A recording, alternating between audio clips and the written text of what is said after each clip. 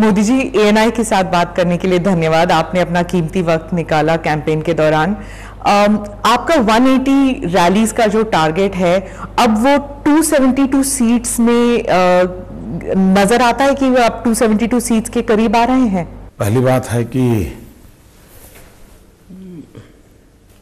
शायद वो 180 से भी रैलियां बढ़ जाएगी ऐसा लग रहा है, जिस प्रकार से मैं भ्रमण कर रहा हूं।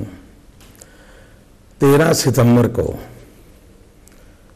भारतीय जनता पार्टी ने मुझे प्रधानमंत्री पद के उम्मीदवार के रूप में घोषित किया और 15 सितंबर को रेवाड़ी में मेरी पहली रैली थी एक्स सर्विसमैन की, और तब से अब तक शायद मैं 360 से भी ज्यादा रैलियां कर चुका हूं।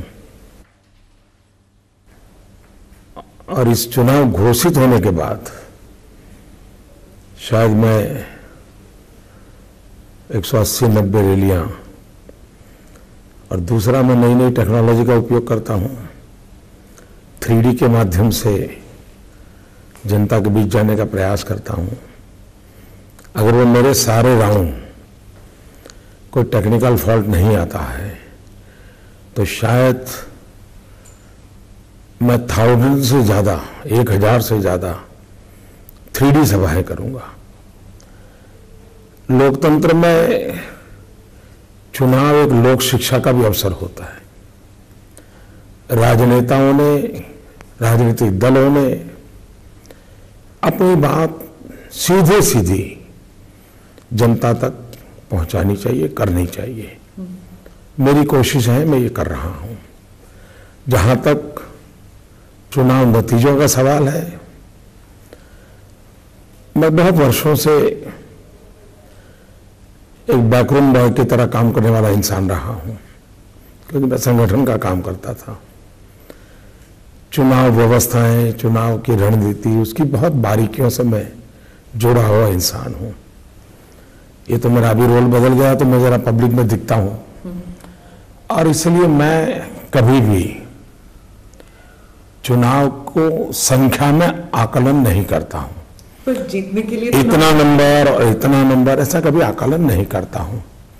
लेकिन मैं भारतीय जनता पार्टी की चुनावी रणनीति, कांग्रेस की चुनावी रणनीति, औरों की रणनीति, 10 साल का उनका परफॉर्मेंस, पूरे देश में की हालत, शायद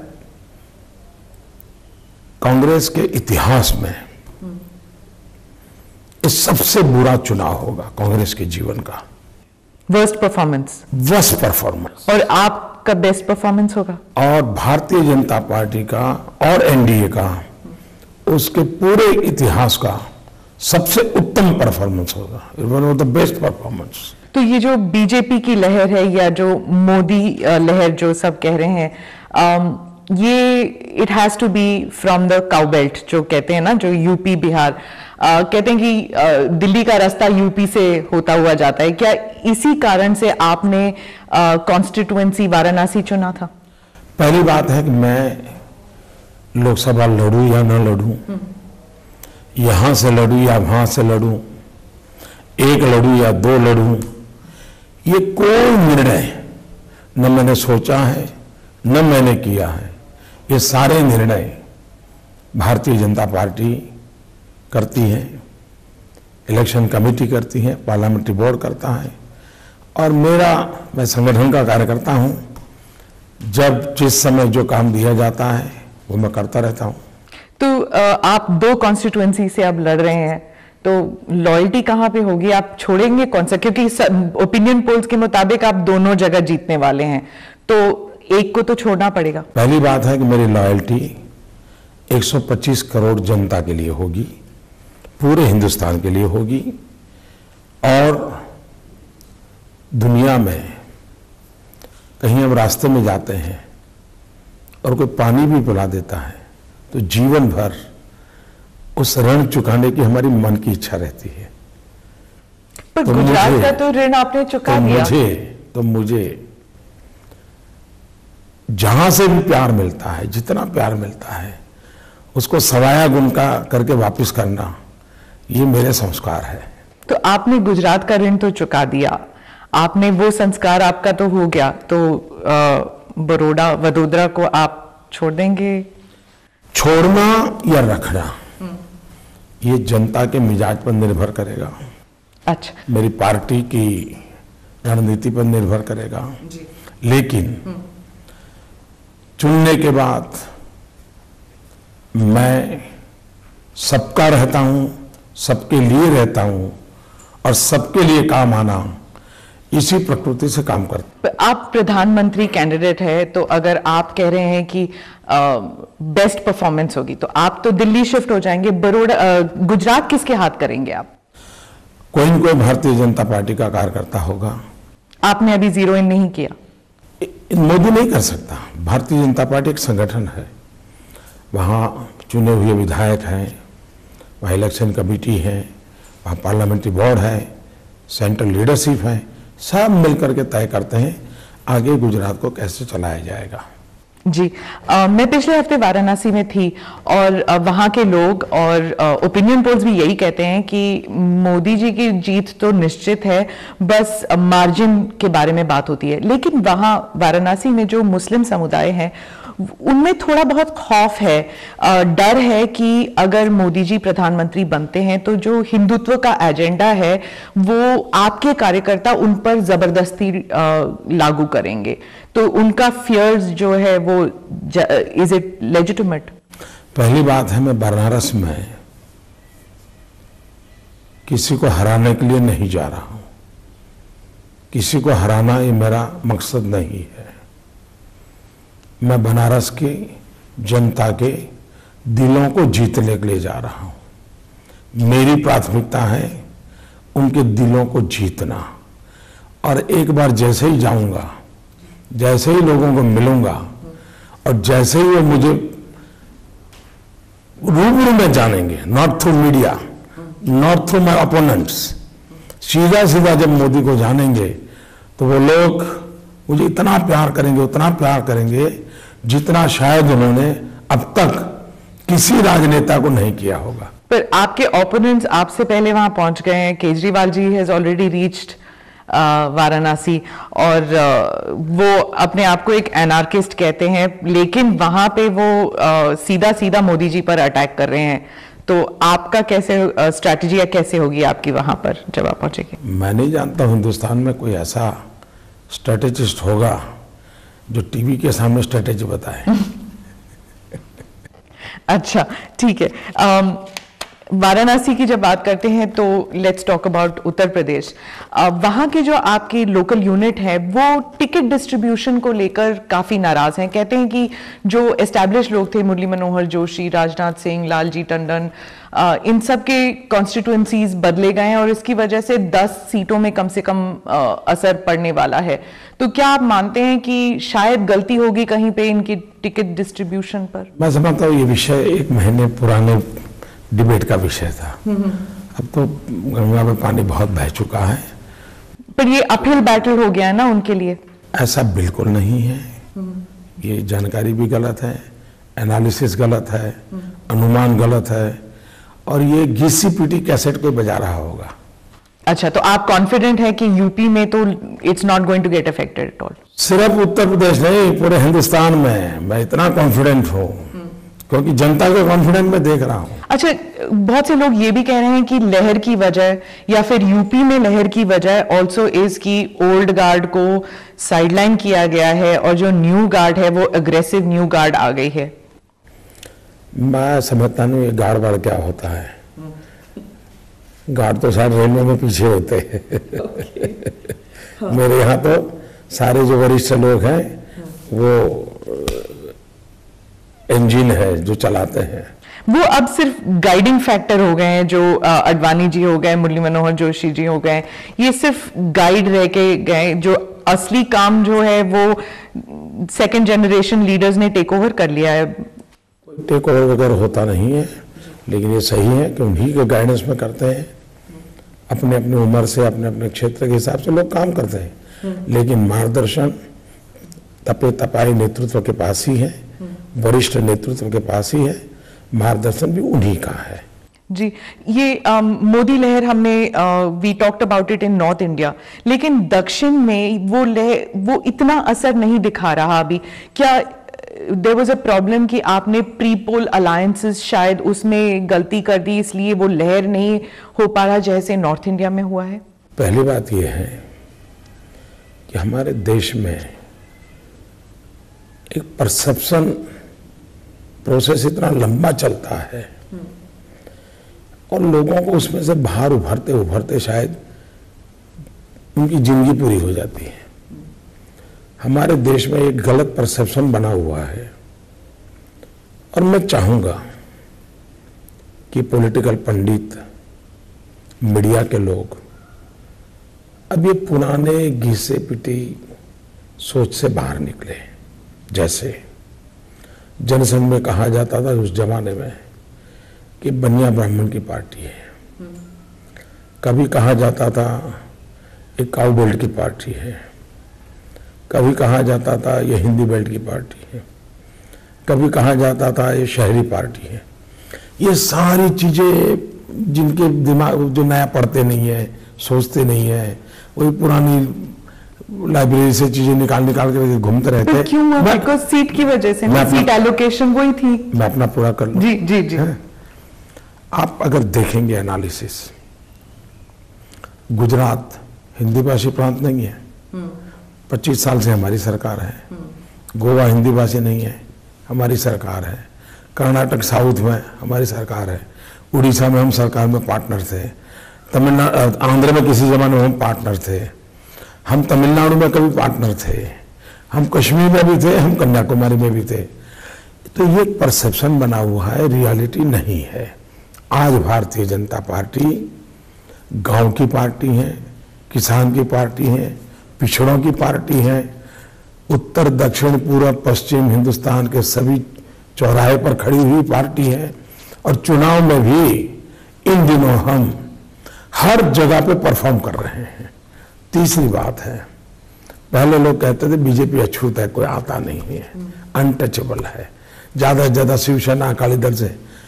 पहली बार हिंदुस्तान के इतिहास में प्री पोल अलायंस किसी एक दल का 25 पॉलिटिकल पार्टियों के साथ हुआ है, तो हिंदुस्तान के इतिहास में पहली घटना है।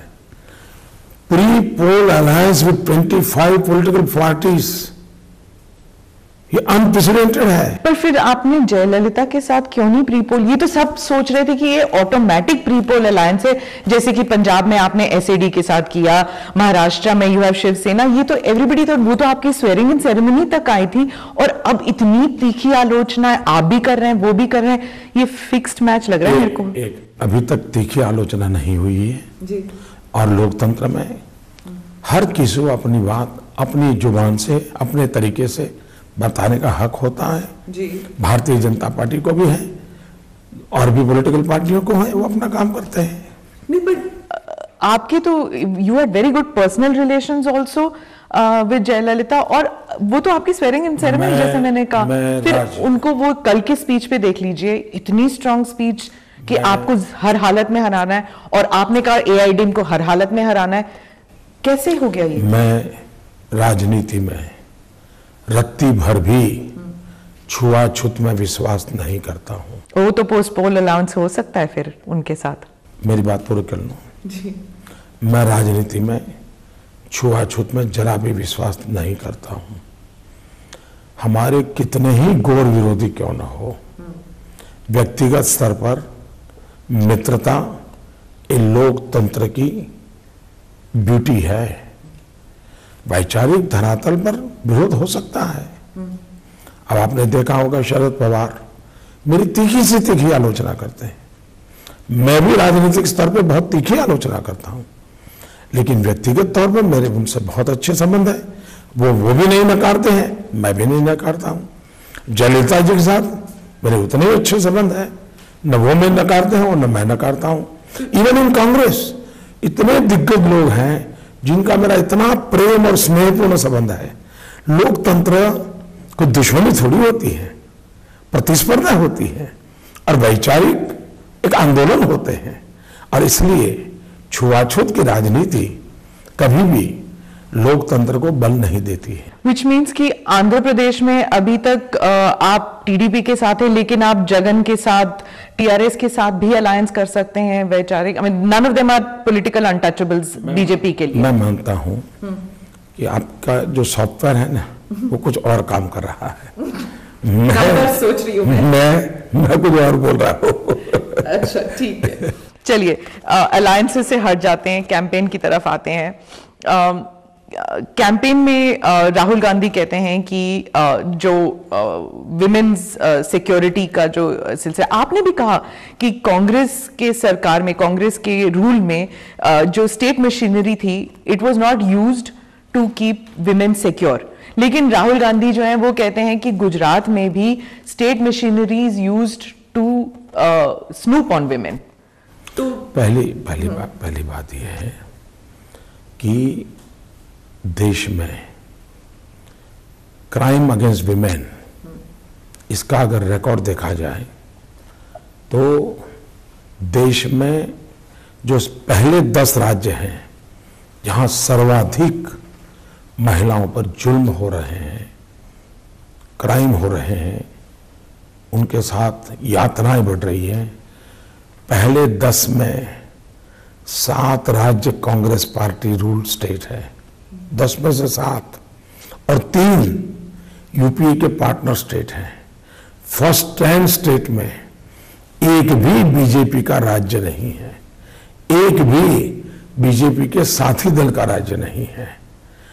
ये क्राइम अगेंस्ट विमेन के संबंध में भारतीय जनता पार्टी का बहुत ही संतोष देने वाला रिकॉर्ड है। तो जब आपकी सरकार आएगी तो is it going to be a priority issue? Number 1।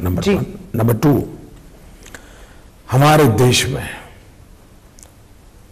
महिला के खिलाफ जो क्राइम है वो किसी एक परिवार, एक व्यक्ति तक सीमित विषय नहीं है, पूरी मानव जात के सामने कलंक का विषय है।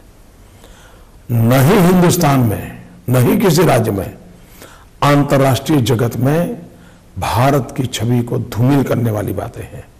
इसलिए एक देश के नाते, एक समाज के नाते, एक सरकार के नाते हमें और अधिक संवेदनशील होने की जरूरत है।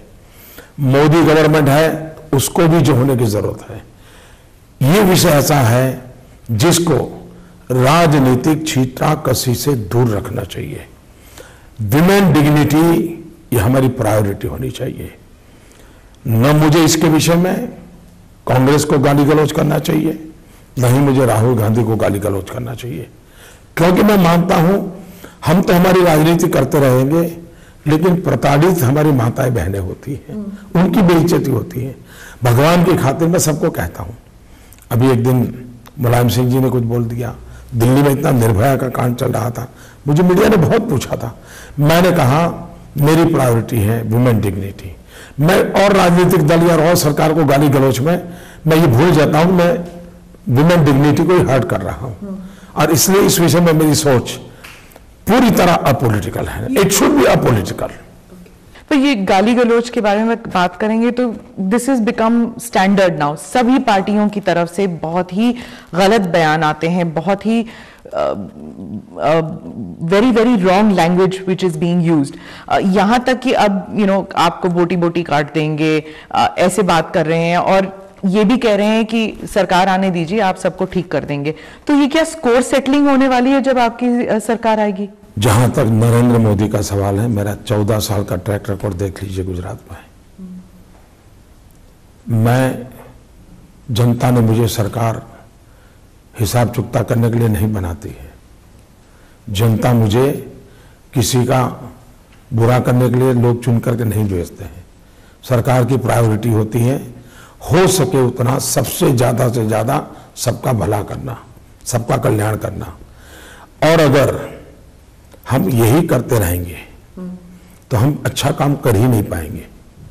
और मुझे तो भगवान ने एक अच्छा सॉफ्टवेयर बना के दिया है कि जिसमें इस प्रकार की नेगेटिविटी को कोई प्लेस ही नहीं होता है। मैं पागल की तरह पॉजिटिव काम में लगा रहता हूं। फिर आपने कहा है ना कि you will put behind bars जिन्होंने भी गलत काम किए हैं, वो तो आपने कहा है, बट सुब्रमण्य स्वामी ने कहा है कि स्पेशल कोर्ट्स होंगी, मोदी की स्पेशल कोर्ट्स। बहुत अच्छा सवाल पूछा आपने जी, बहुत अच्छा सवाल पूछा। देखिए हमारे देश में, और मैं चाहूंगा कि मैं I am very very thankful to ANI कि इतना बढ़िया सवाल आपने पूछा है, और मैं चाहूंगा कि मैं देश के सामने अपनी बात ढंग से रख पाऊंगा।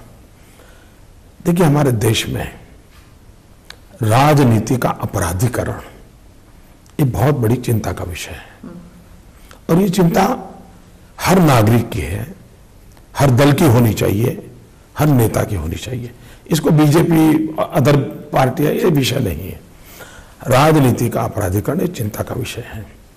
शुरू में क्या हुआ, हमारे देश में जो नेतृत्व आया वो आजादी के आंदोलन में से उभर करके आया, उसके बाद समाज सेवा में से आया, उसके बाद जातिवाद की तरफ नेतृत्व चला गया, धीरे धीरे धीरे करके बंदूक की नोक से लीडरशिप पैदा होने लग गई, बहुत बड़ा डिटोरिएशन हुआ। ये बड़ी चिंता का विषय। सवाल मेरा ये राजनेता वो राजनेता, ये दल वो दल है ही नहीं। बंदूक की क्रिमिनलाइजेशन, क्रिमिनल नेता ही, क्योंकि पहले क्या हुआ, राजनीतिक दल क्रिमिनल पीपल की मदद लेकर के अपनी चुनावी राजनीति करते थे। लेकिन अब क्रिमिनल्स आ गए। लेकिन क्रिमिनल खुद को लगा कि मैं मदद क्यों करूं, मैं ही खुद ना करूं, तो धीरे धीरे धीरे वो हाल बनने लगा। भले इसका प्रमाण 5%, 10%, 2%, 3% उसमें वेरिएशन हो, लेकिन ये चिंताजनक विषय तो है। अब उसका उपाय क्या? उपाय क्या? एक तो होता है कि पॉलिटिकल पार्टियां हिम्मत करके टिकट न दे, एक तो ये उपाय होता है। लेकिन अब आज वो स्थिति अभी आई नहीं है, वो भी वेरी फ्रैंक नहीं आई है। तो क्या ऐसे ही चलने देना चाहिए? क्या किसी ने जिम्मेवारी लेनी चाहिए? नहीं नहीं, मैंने मन में ठान ली है कि इस बार जो भी MLA चुन करके बैठे हुए हैं, जो भी MP चुन करके बैठे हुए हैं, किसी भी दल के क्यों ना हो, भारतीय जनता पार्टी के होंगे तो भी, जिन पर ऑलरेडी केसेस दर्ज हुए हैं, सुप्रीम कोर्ट को मैं रिक्वेस्ट करूंगा कि इन सब के लिए स्पेशल कोर्ट तय करें, और ये जितने इनके क्रिमिनल केसेस हैं इसका जजमेंट 1 साल में दे दे, ताकि एक बार अगर जो गुनहगार होगा और गुनाह सिद्ध हो जाएगा तो जेल चला जाएगा, तो उसकी सीट खाली हो जाएगी, तो नॉन क्रिमिनल व्यक्ति उस सीट को भरेगा। ऐसा करने से पॉलिटिक्स में क्रिमिनल जो लेयर आया है वो हट जाएगा। इसके लिए आप कंसेंसस करने की कोशिश करेंगे, पार्लियामेंट के थ्रू करेंगे कि सीधा? पहली बात है, आइडिया है अभी नहीं, हर पार्टी बोलती है, हाँ, हर पार्टी बोलती है, कोई करता नहीं है। बोलते सब है, कोई विरोध नहीं करता है, कोई करते नहीं है। मैं करना चाहता हूं, और मुझे अभी ये रास्ता सूझता है, कोई अच्छा रास्ता कोई लोग सुझाएंगे तो मैं उसको भी सोचूंगा। लेकिन मेरी इस बात से इसको पॉलिटिक्स मत देंगे, ये वो विषय नहीं है किसी को जेल में डाल देना। ये विषय ये है कि मान लीजिए मोदी पर 4 FIR है, मान लीजिए 144 धारा की है, लेकिन है तो सही, तो भाई 1 साल के अंदर वो पूरा हो जाना चाहिए, ये मेरा कहना है। ये वो विंडिक्टिव वाला मामला नहीं है, नए नए केस खोलना, फाइलें चलानी, CBI को डाल देना, उसकी बेचारे की नींद खराब कर देना, ये पाप मैं करना नहीं चाहता हूं। मैं चाहता हूं भारत की इंस्टीट्यूशंस की क्रेडिबिलिटी बढ़े, संवैधानिक संस्थाओं का इज्जत बढ़े। अगर देश multiple pillars of the constitutional institutions इस पर खड़ा होगा तो देश बहुत ताकतवर बनेगा। ये इंस्टीट्यूशंस की जब बात होती है तो संजय बारू की किताब में उन्होंने लिखा है कि PMO की फाइल्स जो हैं वो सोनिया जी को दिखाई जाती थी। तो अगर आपकी सरकार आती है तो क्या आप पहले तो ये नेशनल एडवाइजरी काउंसिल जो UPA सरकार में थी, इसको obviously you will not have this, क्या आप भी कोई ऐसे ही काउंसिल बनाएंगे? क्या आप में, आपकी टीम में भी कोई ऐसे होगी, एक्स्ट्रा कॉन्स्टिट्यूशनल अथॉरिटी होगी, या फिर आप क्या इस पर इन्वेस्टिगेशन करेंगे कि कैसे PMO के फाइल्स बाहर चले गए? मैंने फिर कहा ना, मैं विंडिक्टिव तरीके से किसी काम से नहीं करता हूं। अगर जनता मुझे समय देगी तो कितना देगी? 60 महीने का देगी। क्या 60 महीने में मैं औरों की गंद को हाथ लगाता रहूं कि कुछ अच्छा बगीचा बनाऊं? नहीं, मैं यही कहता हूं जी ये मैं इसमें समय बर्बाद करने वाला मेरा नेचर नहीं है। मुझे बहुत अच्छे काम करने हैं। मैं अपना समय शक्ति अच्छे काम करने में लगाऊंगा, देश का भला कर पाऊंगा तो करूंगा। मुझे ये उसने क्या किया, वो क्या नहीं किया, उसको ये करूं वो करूं, ये लोकतंत्र की सोच नहीं है जी। अच्छा, आप पे कांग्रेस पार्टी इल्जाम लगाती है कि आपके पीछे बहुत पूंजीपति हैं, उद्योगपति हैं, और what is going to happen. अच्छा, अडानी अंबानी के बारे में कहते हैं। नाउ द थिंग इज कि वो कहते हैं कि जैसे ही मोदी सरकार आ जाएगी उनको स्वीट हार्ट डील्स मिल जाएंगे, और लोग सोचते हैं कि एक किस्म की क्रोनी कैपिटलिज्म चली जाएगी और दूसरी किस्म की क्रोनी कैपिटलिज्म शायद आ जाएगी। तो इस बारे में आप क्या कहेंगे? मैं स्पष्ट मत कहूं। अब जैसे गुजरात में 14 साल के काम का हिसाब देखिए, हिंदुस्तान की पर कैपिटा इनकम से मेरे राज्य की पर कैपिटा इनकम अनेक गुना बढ़ी है। मेरे राज्य में, हिंदुस्तान में टोटल जो एम्प्लॉयमेंट एक्सचेंज से जॉब मिले हिंदुस्तान में पिछले 10 साल में 57% जॉब अकेले गुजरात में मिले। भला किसका हुआ? गरीब नौजवान का हुआ। मेरे यहाँ पहले 2% एग्रीकल्चर ग्रोथ था, 10 साल में 10% एग्रीकल्चर ग्रोथ हुआ। भला किसका हुआ? किसान का हुआ। मेरे यहाँ टूरिज्म नहीं था, नामो निशान नहीं था। आज हिंदुस्तान में हिंदुस्तान का एवरेज टूरिज्म ग्रोथ है, उससे मेरा राज्य का टूरिज्म ग्रोथ डबल हुआ। कौन कमाया? चाय वाला कमाता है, ऑटो वाला कमाता है, बिस्किट बेचने वाला कमाता है, हैंडीक्राफ्ट बेचने वाला कमाता है। तो ट्रिकल डाउन आपके यहाँ चल गया। एक मिनट, विकास हुआ। विकास सबका हो रहा है और सबका विकास होना चाहिए। इसी को लेकर के मेरी साथ not only that, small scale industries, आपको जानकर के आनंद होगा, झूठ बोलने वालों को हैरानी होगी।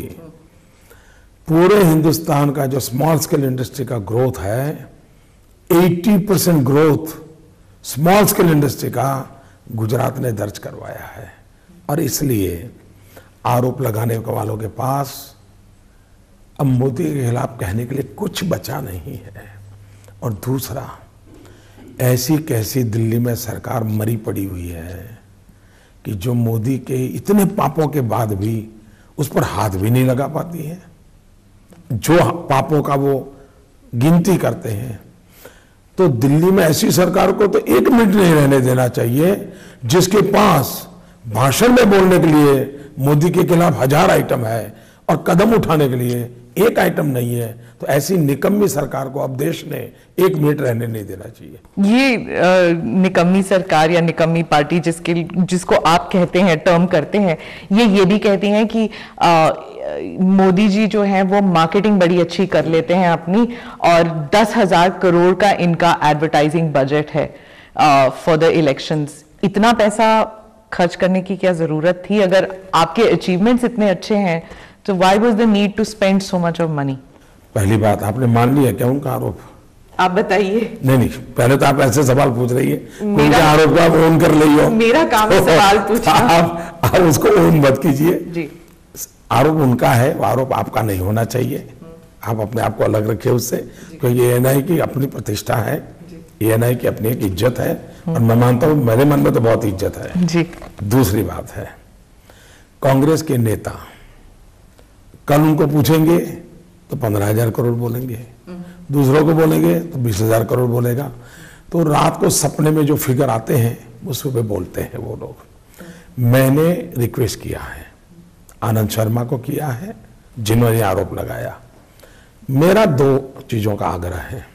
अभी भी उनके पास 25 दिन सरकार है, सरकार तो है इनके पास, क्या ये जांच नहीं कर सकते? क्या इंक्वायरी नहीं कर सकते? क्या देश के सामने दूध का दूध और पानी का पानी नहीं करना चाहिए क्या? इसलिए मेरा आग्रह है कि जो आरोप लगाए हैं वो ही इन्वेस्टिगेशन करें, वही जज, वही। नहीं, पर ये तो आप डिनाई नहीं कर सकते कि आपकी जो कैंपेन है, it is something which is even better than India shining campaign. सुनिए। नंबर 2, इलेक्शन कमीशन हर कॉन्स्टिट्यूंसी पर चुनाव खर्च के ऑब्जर्वर बैठे हुए हैं, टॉप मोस्ट ऑफिसर बैठे हुए हैं। इलेक्शन कमीशन एक एक चीज की निगरानी करता है, एक एक चीज की करता है। उसके बावजूद भी मैं कहता हूं कांग्रेस के मित्रों को कि वे जाकर के इलेक्शन कमीशन को अपने पास जो कुछ भी जानकारियां है तुरंत दे। ये मेरा इंटरव्यू टेलीकास्ट होने की 5 मिनट में ही दे दे और ऐसी कड़ी सी कड़ी जांच हो ताकि ये झूठ चले नहीं। नंबर 1। नंबर 2, क्या अच्छा कैंपेन नहीं होना चाहिए क्या? मैं हैरान हूं। मैं पूरे देश में अगर 500-600 जिले में जाने का माजा रखता हूं, थकता नहीं हूं, तो गुनाह है क्या? आप भी जाइए, लोकतंत्र में आपकी जिम्मेवारी है। जाते नहीं, मैं क्या करूं भाई? नहीं, एलिगेशन ये है कि जैसे अगर एडवर्टाइजमेंट बहुत अच्छा है लेकिन प्रोडक्ट के बारे में डाउट है, तो इसलिए कहा जाता है कि एडवर्टाइजमेंट इज वेरी गुड लेकिन प्रोडक्ट में डाउट है। ये उनका एलिगेशन है ना, तो इसीलिए पहली बात है, आप कहते हैं प्रोडक्ट इज ऑल्सो गुड। नहीं, बीजेपी के बारे में कह रहे हैं? मैं नहीं कहता हूं। अच्छा, उनका कहने का है मार्केटिंग का विषय गुजरात के संबंध में है। जो उनको जिसने चिट्ठी पकड़ा दी होगी, जो उन्होंने पढ़ी है, वो ये है। अब देखिए, मार्केटिंग दुनिया में एक महत्वपूर्ण बात है, लेकिन मैं ये कहूं कि भाई आप, मेरा ये 10 किलोमीटर रोड बना है और बहुत बढ़िया एडवर्टाइजमेंट कर दूं, लेकिन मेरे गुजरात के लोगों को तो रोड दिखेगा कि नहीं दिखेगा? उसको तो मार्केटिंग ही चलती है, उसको रोड दिखेगा।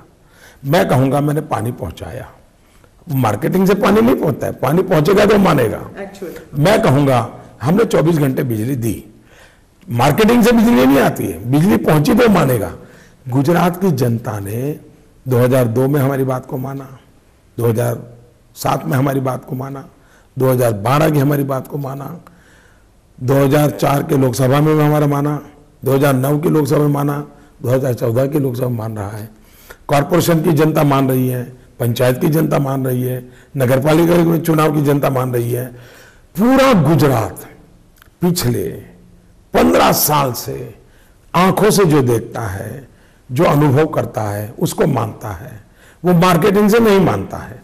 हो सकता है मार्केटिंग से आसाम वाले को गलतफहमी हो सकती है, मार्केटिंग से तमिलनाडु के व्यक्ति को गलतफहमी हो सकती है, लेकिन गुजरात के आदमी को नहीं हो सकती है। वो तो देखेगा कि बताओ भाई क्या किया, बात कर रहे थे। और इसलिए मोदी सरकार का परफॉर्मेंस सच्चाई की धरातल पर तोला हुआ है, डिस्टिंक्शन मार्क से पास हुआ है। ये जो आप रिपोर्ट कार्ड कह रहे हैं, डिस्टिंक्शन मार्क आपको मिला है 2002, 7, 12, इसको आप एक रिपोर्ट कार्ड दिखाते हैं कि 2002 के दंगों के बाद गुजरात की जो जनता है, इंक्लूडिंग मुस्लिम समुदाय, ये आपको बार बार इलेक्ट किया है उन्होंने, और ये रिपोर्ट कार्ड है। लेकिन it was only after the SIT report कि आपने सत्यमेव जयते ट्वीट किया। इतने साल आपने साइलेंस क्यों रखा इस बारे में? आप एक काम कीजिए, मैं चाहूं ANI मेरी इतनी मदद करे, और पर्सनली मैं ANI को रिक्वेस्ट करता हूं और कैमरा के सामने करता हूं।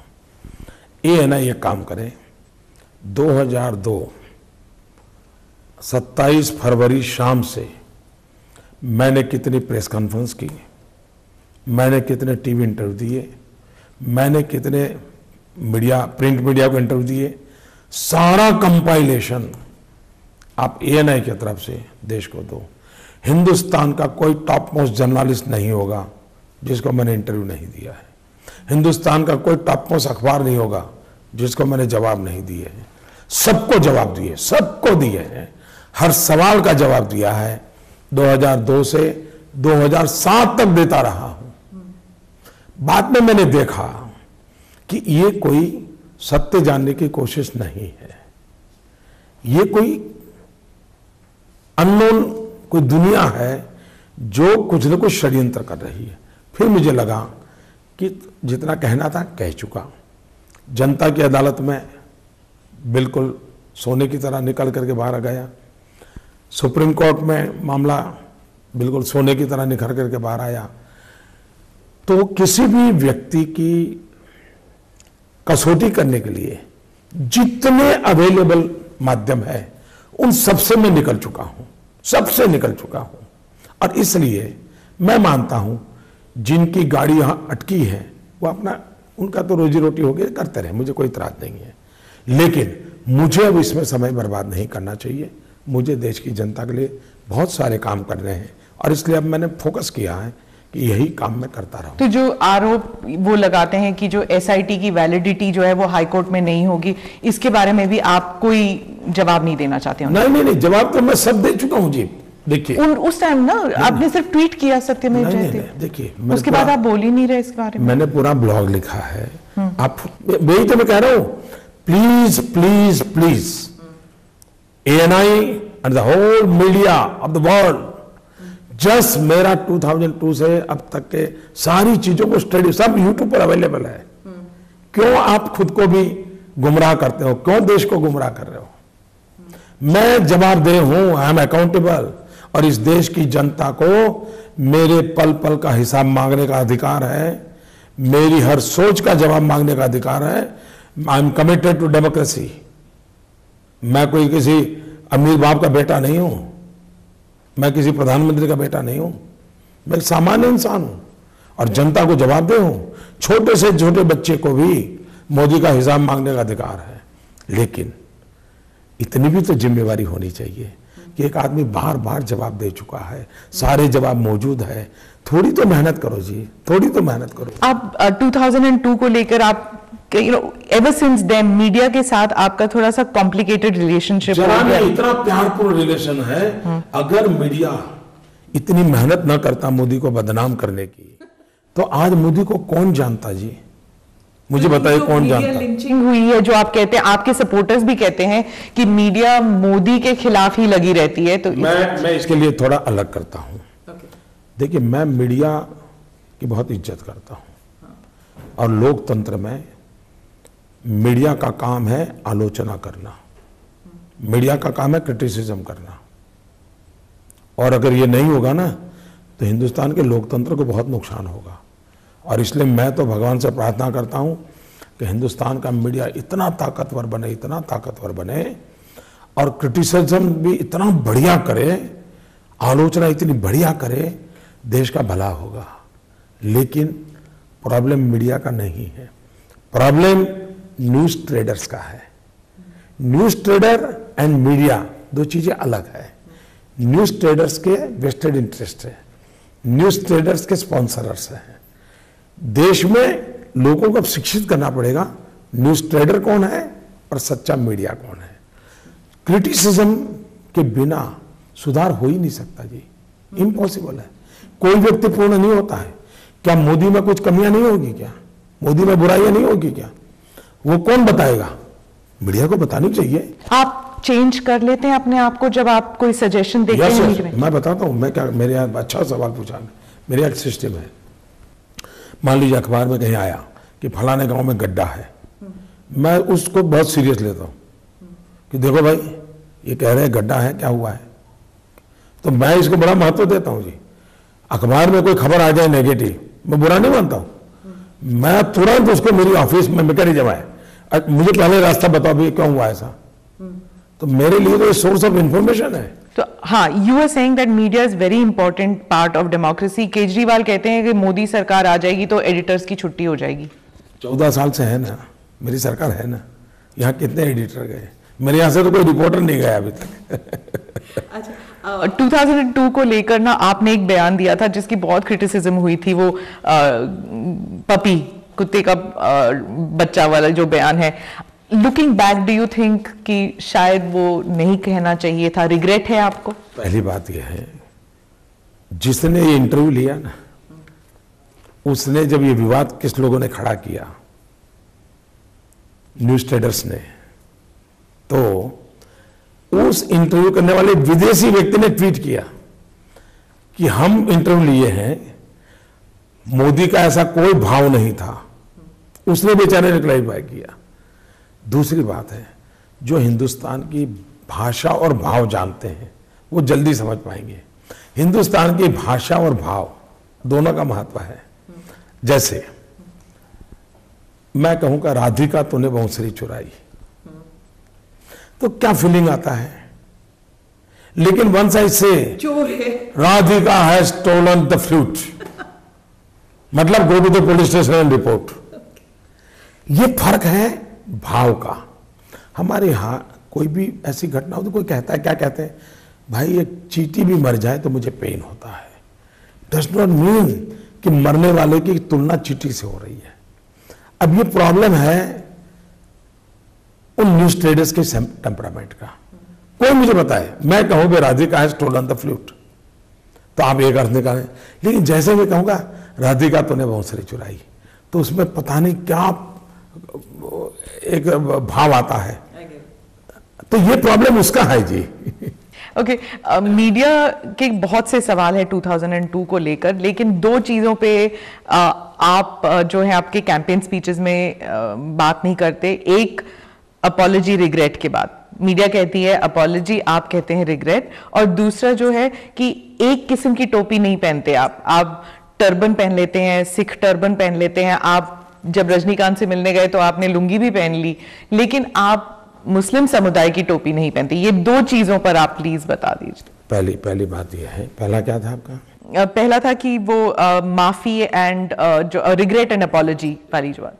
अगर मैं 2002 के चुनाव हार गया होता ना तो कोई ये सवाल पूछता नहीं। 2007 का हार गया होता तो कोई पूछता नहीं। एक छोटी टोली है, इनको लगता है कि हमने इतनी मेहनत की, मोदी पर इतना हमने तूफान चलाया, ये हारता क्यों नहीं है, ये मरता क्यों नहीं है, ये खत्म क्यों होता नहीं है। ये उनकी जिद है कि हम मोदी को नीचा दिखा करके रहेंगे, हम मोदी को नीचा गिरा करके रहेंगे। तो ये उनको।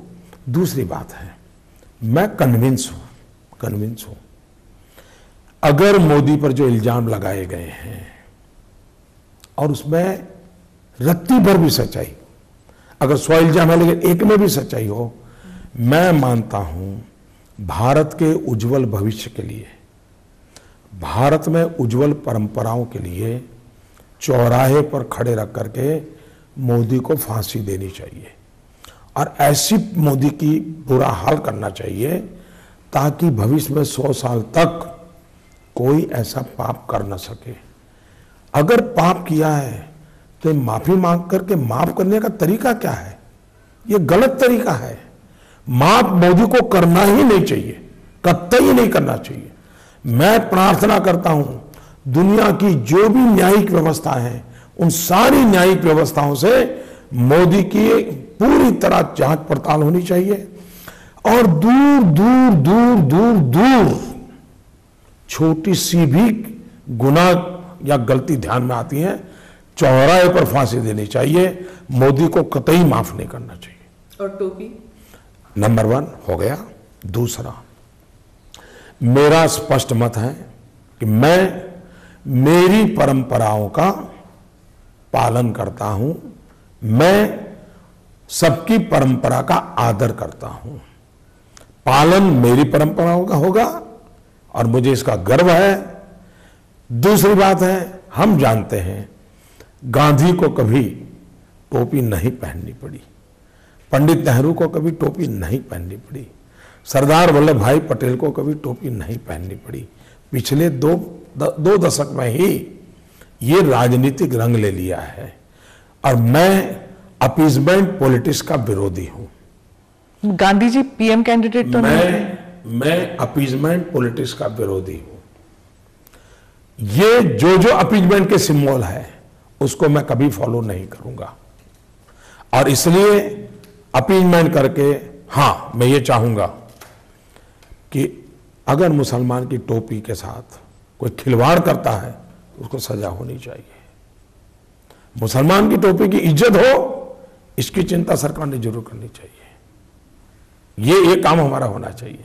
लेकिन प्रोटेक्शन ऑफ माइनॉरिटीज, मुझे टोपी पहन करके फोटो निकलवानी चाहिए, ये चीज को जो सूट करता है वो करेंगे, कोई मुझे ये कंपेल नहीं कर सकता है। नहीं, कंपेल का तो सवाल ही नहीं। क्या लॉजिक है मुझे बताइए। सोनिया गांधी ने टोपी पहनी है, मुझे बताइए सोनिया गांधी ने पहनी टोपी? आई डोंट थिंक सो, पर वो चादर चढ़ाती है मजार में ना। पहली बात है, मुझे भी वो जो मौलवी आए थे उन्होंने चादर भेंट की थी, मैंने उसको बड़े प्यार से स्वीकार किया था। तो आपको आपके चश्मा में ऐसे नंबर तो नहीं होने चाहिए कि कुछ ही दिखाई दे और कुछ ना दिखाई दे।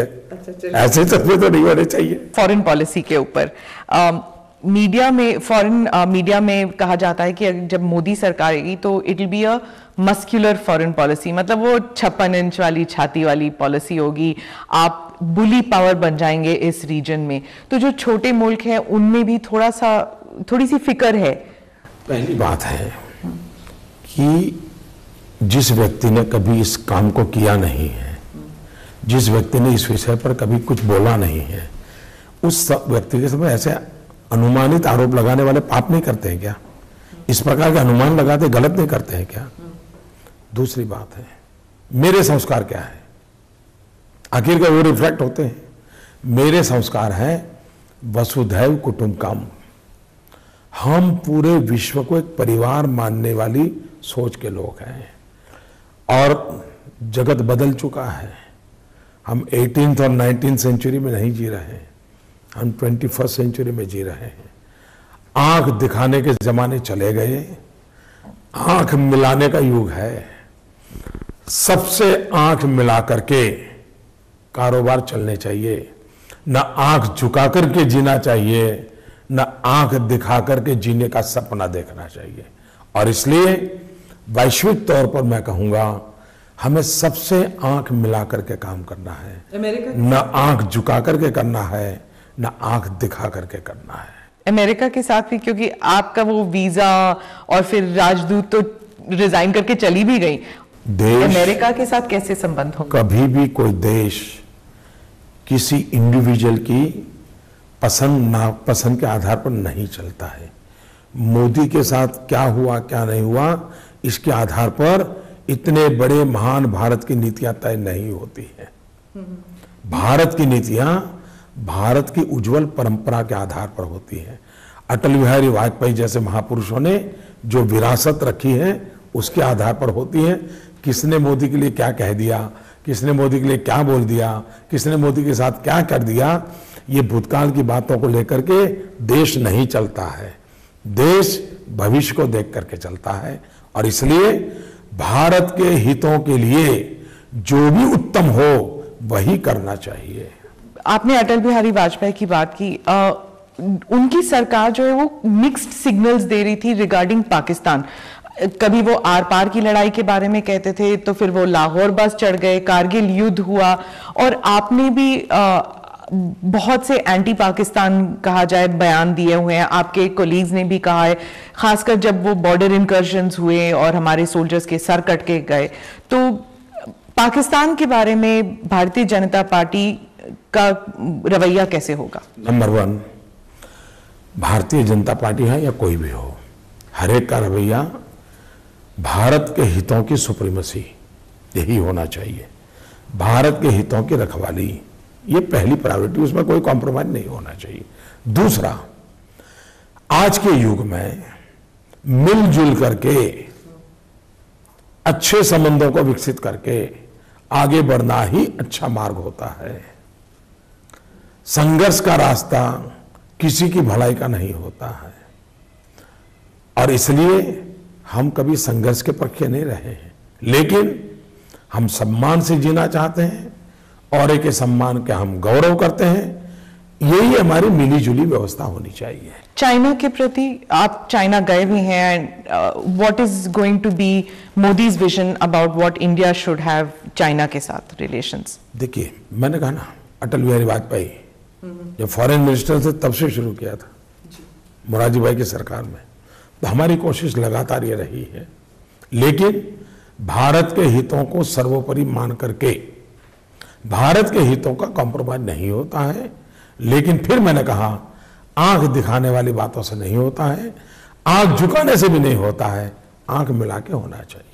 बीजेपी मैनिफेस्टो में न्यूक्लियर डॉक्ट्रिन को लेकर थोड़ा सा कंफ्यूजन है और इंटरनेशनल मीडिया में बात चल रही है कि ये जो रीलुक वाली बात है ऑन नो फर्स्ट यूज, इससे सिग्नल ये जाता है कि शायद मोदी सरकार जो है वो एक वेपनाइजेशन की तरफ जाएगी, डिसआर्मामेंट की तरफ नहीं जाएगी। ये जो वासुदेव कुटुंबम की बात कर रहे थे आप, डिसआर्मामेंट जो हमेशा चलता आया इंडियन फॉरेन पॉलिसी, वो डिसआर्मामेंट रहेगा हमारा कमिटमेंट टू डिसआर्मामेंट? नंबर 1, ये बुद्ध और महावीर की धरती है, ये गांधी की धरती है, और इसलिए हम पॉलिटिकल एजेंडा के तहत ये भाषा नहीं बोलते हैं। ये हिंदुस्तान बोलता है, कोई पॉलिटिकल पार्टी नहीं बोलती है। हम विश्व को संघर्ष से मुक्त चाहते हैं, हम विश्व को ये शस्त्रास्त्रों की स्पर्धा से मुक्ति चाहते हैं, और ये कोई पॉलिटिकल एजेंडा नहीं है, ये भारत की सांस्कृतिक विरासत का हिस्सा है और सभी दलों ने इसको माना है। बुद्ध, महावीर, गांधी की धरती दुनिया को ये संदेश नहीं देगी तो कौन देगा? इसलिए हमारे मन में कोई दुविधा नहीं है।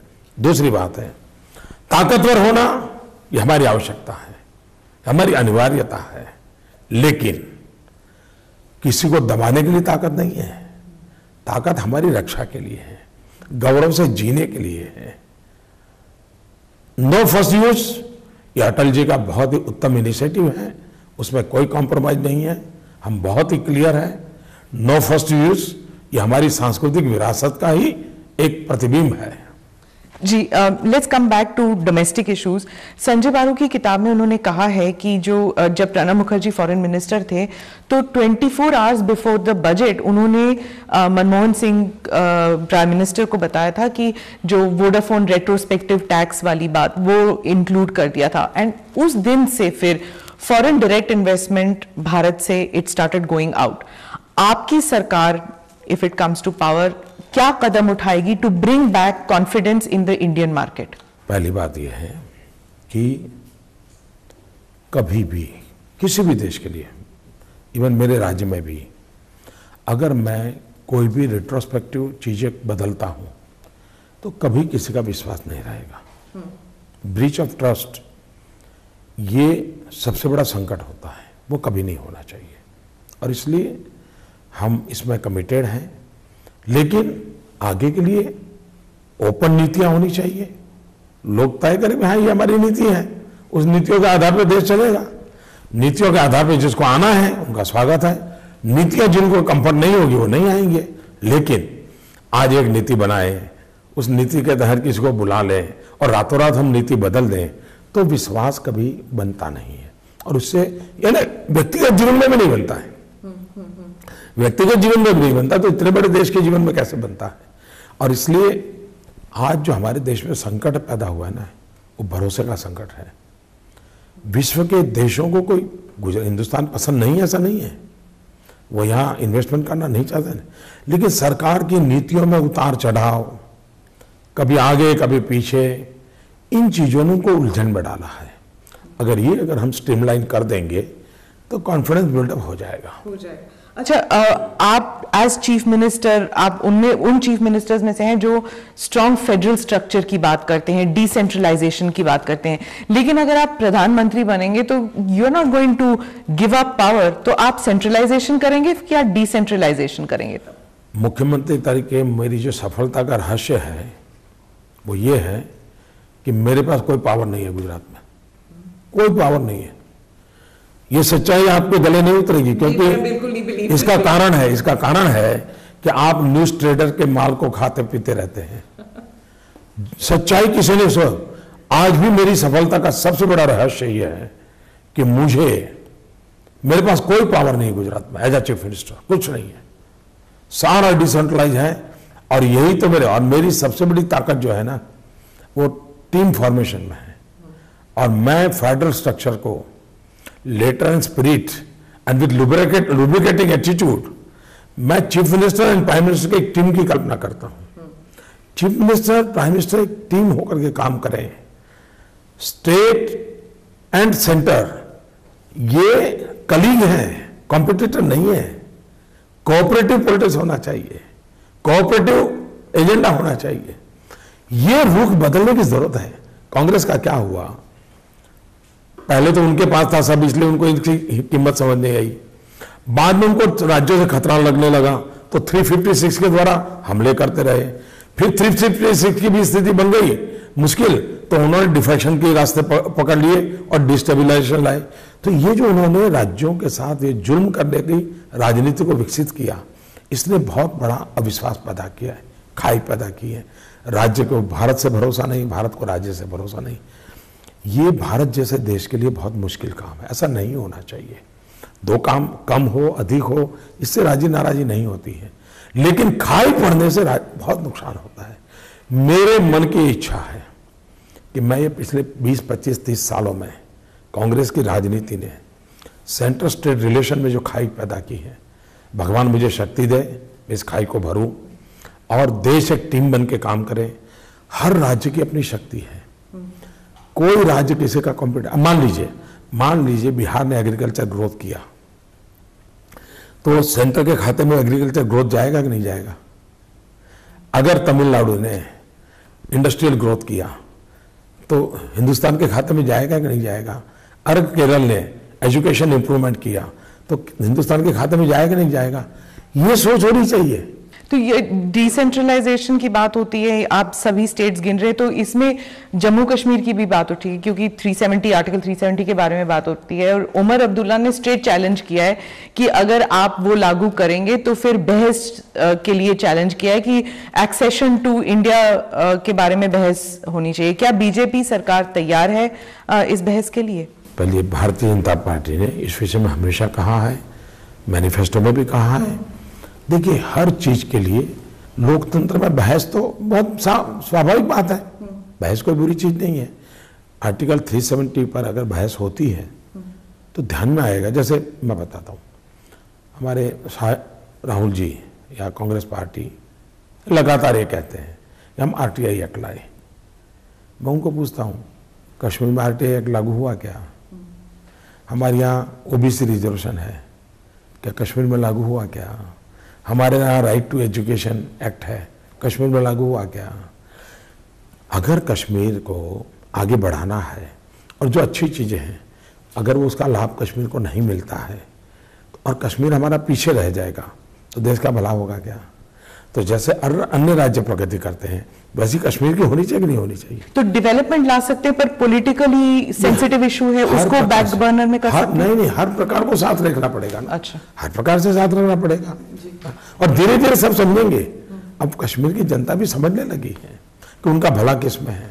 जी, कश्मीर की बात जब करते हैं तो वाजपेयी जी एक ही प्रधानमंत्री जी जो he spoke in parliament and he said unfinished task of partition, PoK के बारे में उन्होंने जिक्र किया, लेकिन उसके बाद Manmohan Singh ji he didn't bring that up at all जब इंडिया पाक टॉक्स होती हैं। अगर आपकी सरकार आती है, आप भी मिलेंगे वजीर आजम नवाज शरीफ के साथ, तो क्या ये पीओके जो है वो भी आगे आएगा फ्रंट? पहली बात है, ये मुद्दा अटल जी का या बीजेपी का नहीं है। भारत की संसद ने सर्वसम्मति से प्रस्ताव पारित किया है और जो प्रस्ताव भारत की संसद ने सर्वसम्मति से पारित किया हो उसको भारत की कोई भी पॉलिटिकल पार्टी नकार नहीं सकती है। तो मुद्दा अटल जी का या बीजेपी का नहीं है, ये भारत की संसद का है और भारत की संसद से बड़ी कोई चीज हिंदुस्तान में नहीं है। मोदी जी, आप पहले प्रधानमंत्री हैं जिन्होंने 3 शपथ लिए हैं मैनिफेस्टो में। आज तक कभी किसी प्राइम मिनिस्टर कैंडिडेट ने ऐसे शपथ नहीं लिए। इसकी जरूरत आपको क्यों महसूस हुई? तो ये मैनिफेस्टो के शपथ कहना इंटरप्रिटेशन सही नहीं है। अच्छा, दरअसल वो फिर से मैं बताता हूं, चश्मा के नंबर वाली बात, ये बात मैंने पहली बार नहीं कही है। मैंने 2002 में पब्लिकली कहा था, 2007 के गुजरात के चुनाव में कहा था, 2012 में भी कहा था और मैंने ये भी कहा था कि मैं जो चुनाव के बाद बोलता हूं तो अगले चुनाव में जब आऊंगा इसी बात को दोबारा आपसे पूछूंगा कि मैंने जो कहा था मैंने पूरा किया है। तो मैंने पब्लिक में 2002 से शुरू किया है। पब्लिक में कहता हूँ, ये कोई मैनिफेस्टो बने, मेरा पर्सनल जीवन की मैं बात करता हूँ। मैं कहता हूँ कि मैं, आपने मुझे पद दिया है वो ऐशो आराम के लिए नहीं है, मैं कठोर परिश्रम करूंगा, इसमें मैं कोई कमी नहीं रखूंगा। ये मैं 2002 से बोलता आया हूं। दूसरा मैं कहता हूं कि मैं मेरे लिए नहीं जनता के लिए काम करूंगा। तीसरा मैं कहता हूं, क्योंकि मैं 2002 में नया था, मुझे ज़्यादा अनुभव नहीं था, तो मैं ये कहता हूं कि देखिए काम करते करते गलती हो सकती है, लेकिन मैं बदिरादे से गलत काम नहीं करूंगा। तो ये बात मैं 2002 में बोला, चुनाव के पहले, 2007 में चुनाव जाने से पहले बोला, बताइए भाई मैंने कहा था, इसका पालन किया है। 2007 चुनाव के बाद फिर बोला, 2012 के चुनाव में जाने से पहले फिर मैंने कहा बताओ भाई मैंने 3 बातें मेरे लिए कही थी, पालन किया है तो मुझ पर भरोसा करो। तो ये मेरा जनता के साथ सीधा संवाद है। तो आप अगर पर्सनल शपथ लेते हैं तो ये आपकी टीम पर भी लागू होता है इन सम वे और दी अदर, इन दैट कि आप अपनी टीम मेंबर को भी आपने रोकना चाहिए अगर वो कुछ गलत कहते हैं, गलत बयान करते हैं। जैसे कि सीधा सीधा कह देती हूँ मैं कि अमित शाह को आपका लेफ्टिनेंट माना जाता है और उन्होंने कुछ दिन पहले कुछ ऐसे बयान किए कि ईसी को भी इंटरवीन करना पड़ा, लेकिन जब वो ऐसे कहते हैं तो लोग समझते हैं कि he has Modi ji's blessings to say that. Number 1, Bharatiya Janata party में मैं ऐसा हूं कि जिसको ये चेला चपाटा कल्चर नहीं है। मेरा कोई पर्सनल व्यक्ति नहीं होता है, न ही मेरा कोई दुश्मन होता है। तो ये जो छवि बनाई जा रही है उसके सरासर अमित शाह को भी अन्याय करती है, मुझे भी अन्याय करती है। अमित शाह जो भी है अपने मेरिट पर है, अपनी क्षमता के आधार पर है और भारतीय जनता पार्टी के संगठन व्यवस्था के तहत है। वो कोई मोदी के कारण है ऐसा कह के अमित भाई की क्षमता को, शक्ति को कम आंकना, वो अमित भाई के साथ अन्याय है। वो जो भी है किसी के कारण नहीं है, अपने बलबूते पर है, परिश्रम करने वाला उनका स्वभाव है, करते हैं। दूसरा, जिस मुद्दे का विवाद खड़ा किया गया है उसके संबंध में उन्होंने इलेक्शन कमीशन को जवाब दिया है। मैं पूरा भाषण तो नहीं देख पाया हूं क्योंकि मैं दौरे पर रहता हूं, लेकिन मुझे जितनी जानकारी मिली है उसमें उन्होंने लोकतांत्रिक व्यवस्था की ही बात की है, चुनावी मतदान की बात की है और कोई तौर तरीके का शब्द प्रयोग उन्होंने नहीं कहा, ऐसा मैंने सुना है। फिर भी लोग अभी इलेक्शन कमीशन के पास है बात, हम इंतजार करते हैं कि इलेक्शन कमीशन क्या स्टैंड लेता है। राजनाथ जी कहते हैं Modi is BJP, BJP is Modi. ये बहुत सिमिलर है देवकांत बरुआ का India is Indira, Indira is India. दोनों में बहुत फर्क होगा मैं मानता हूं, फिर भी राजनाथ जी ने क्या कहा मुझे मालूम नहीं है। ये उसी संदर्भ में था कि मोदी लहर है कि बीजेपी की लहर है, तो जब मुरली मनोहर जोशी जी ने कहा कि लेकिन हाँ। मैं कहता हूं ये लहर हिंदुस्तान की जनता की आशा आकांक्षा की लहर है।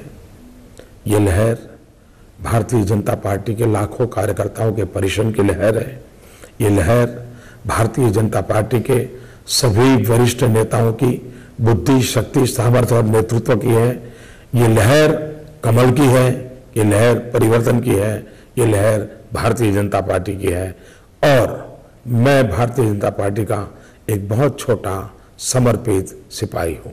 इस लहर को बहुत सक्सेसफुल बनाने में सोशल मीडिया का रोल जो है वो काफी रहा है, तो आप अपनी सोशल मीडिया टीम को कैसे स्टिमुलेट करते हैं? कि पहली बात है सोशल मीडिया को पॉलिटिकल दायरे में नहीं देखना चाहिए, उसको उस सांचे में बांधना नहीं चाहिए और अभी भी हमारे देश के लोग समझ नहीं पा रहे हैं।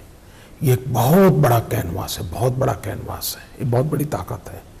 मैं आज कई लोगों को जानता हूं जो सोशल मीडिया के माध्यम से किसान अपना माल कहां बेचना वो तय कर रहा है क्योंकि उसको वाइड रेंज कम्युनिकेशन फैसिलिटी उपलब्ध हुई है। तो उसको ध्यान में होता है कि मेरा उज्जैन के अंदर सोयाबीन पैदा हुआ, वो गुजरात के दाहोद के मार्केट में मेरा सोयाबीन बिचेगा, तो सोशल मीडिया से जान रहा है। जो जानकारियों के लिए उसके पास और कोई सोर्स नहीं थे। बच्चे, छोटे छोटे बच्चे किसी एग्जाम के समय आजकल वो सोशल मीडिया से उनको टिप मिल जाता है कि भाई ये करो। तो बच्चे मैं भी देख रहा हूँ 8वीं कक्षा के बच्चे सोशल मीडिया से एग्जाम में जाने से पहले टिप ले रहे हैं। यानी ये एक ऐसा माध्यम है, उसका समाज जीवन में बहुत बड़ी ताकत के रूप में उपयोग हो सकता है। इसको सिर्फ पॉलिटिकल सांचे में बांधना सोशल मीडिया से अन्याय होगा। दूसरा, मैं हैरान हूं जी, जब मैंने टीवी में ये टैलेंट शो होने लगे ना, कुछ टीवी शो वालों ने किए और उसमें जब छोटे छोटे बच्चे आने लगे, वो कार्यक्रम मुझे बहुत पसंद आते थे, कभी समय मिलता था। 4 साल का बच्चा गा रहा है, 5 साल का बच्चा तबले बजा रहा है, तो मैं इतना अभिभूत हो जाता था कि क्या टैलेंट है हमारे देश में, कितने बच्चे होनहार बच्चे हैं, मेरे मन को छू जाता था।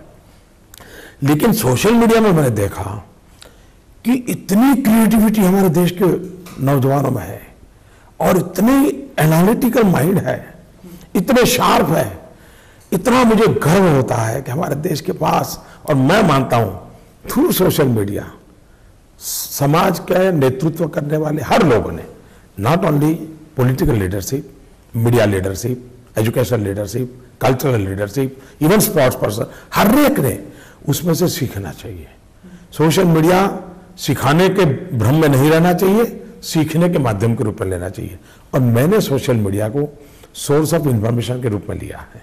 मैंने सोशल मीडिया को जनता जनार्दन के दूर सुदूर व्यक्ति से कनेक्ट होने के लिए एक हाईवे के रूप में उपयोग किया है, जिसने मेरी स्ट्रेंथ को बढ़ाया है। मैंने सोशल मीडिया का उपयोग मेरी बातों को डिसमिनेट करने के लिए नहीं किया है, मैंने करोड़ों लोगों की बातों को ग्रहण करने के लिए लिया है। मेरा अप्रोच अलग है, इसके कारण मेरी ताकत बहुत बड़ी है। मोदी जी, अब आप इस इंटरव्यू के बाद अब कैंपेन पे कैंपेन करेंगे, रैलीज होंगी, चारों तरफ जा रहे हैं मुल्क में, सारे ऑपोजिशन की जो रैलीज देखिए तो उनकी जो आलोचना केंद्रित आप पर है। All the criticism is towards you. Sushma ji, Murli Manohar Joshi, Advani, उनके प्रति है ही नहीं, सिर्फ आप पर केंद्रित है।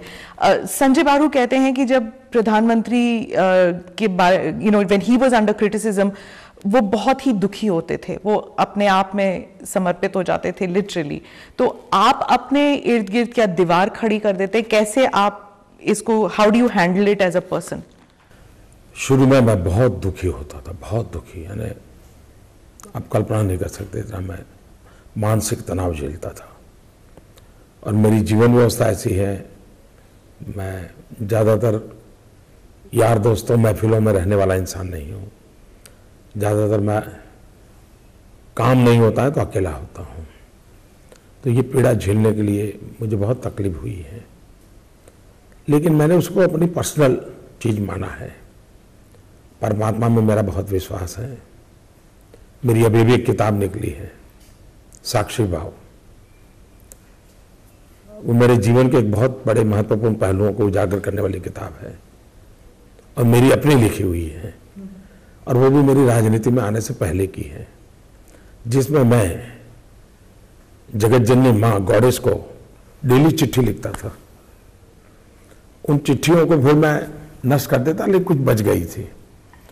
उस 80s के कालखंड की चिट्ठियों को भी मैंने एक बुक फॉर्म में रखा है, तो उससे पता चलेगा कि मोदी का अंतर्मन क्या है, उनकी इनर जर्नी क्या है, वो सब उससे अंदाज आ सकता है। तो किसी ह्यूमन बीइंग को नहीं आपने कॉन्फिडेंट बनाया? तो जननी मैं बताता हूँ, मैंने 125 करोड़ देशवासियों को कॉन्फिडेंट में लिया हुआ है, तो कोई इंडिविजुअल मेरे लिए मायना नहीं रखता है। इसलिए ये पीड़ा के दिन बहुत मुश्किल गए हैं मेरे, लेकिन मैं आलोचना को, नेगेटिव को भी लेता नहीं हूँ। आरोपों को खुद जब बैठता हूँ नेगेटिव नहीं लेता हूँ, मैं बहुत बारीकी से एनालिसिस करता हूँ और देखता हूँ कि इसमें से सचमुच में मेरे काम आने वाली भी कोई चीज़ है क्या, तो मैं उसका उपयोग करता हूँ। घोर मेरे विरोध का भी मैं अपने काम में उपयोग करता हूँ, क्योंकि वो मुझे ताकत देता है। कोई कहता है मोदी जी ने ऐसा कपड़े नहीं पहनने चाहिए थे, तो ठीक है नेगेटिव का, लेकिन मैं भी सोचता हूँ यार ठीक है, तो फिर मैं बदल करता हूँ। तो मेरे पर आरोप लगे, आलोचनाएं हुई, उसमें से मेरे काम की जितनी चीजें भगवान ने मुझे ताकत दी, मैंने उठाने की कोशिश की। और मैंने एक कविता लिखी थी, मेरी किताब है, कविताओं की भी मेरी किताब है, उसमें मैंने लिखा था, मुझे जितने पत्थर लोग मारते हैं मैं उन पत्थरों से ही सीढ़ी बना देता हूँ, उन पत्थरों से स्टेयरकेस बना देता हूँ और उसी पत्थरों के सहारे में चलता हूँ।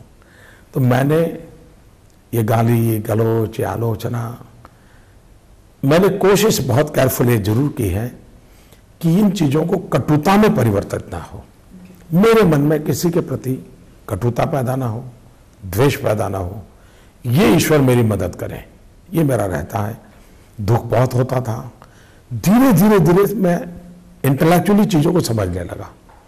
फिर मुझे लगा कि ठीक है, इसे a professional hazard, I have to live with it, I have to bear it.